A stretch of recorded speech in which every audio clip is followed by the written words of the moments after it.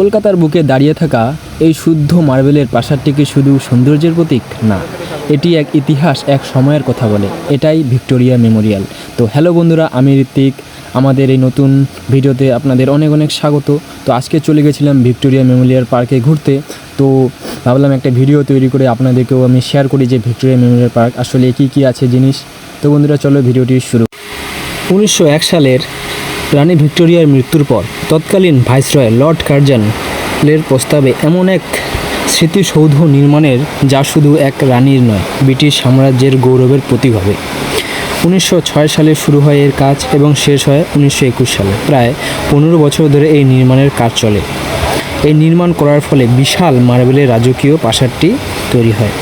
64 acre জমির উপর দাঁড়িয়ে থাকা এই সৌধ শুধু এক অপূর্ব জাদুঘর নয়, এটাই এক ইতিহাস জ্যান্ত দলিল, যেখানে মেলে রাজাদের অস্ত্র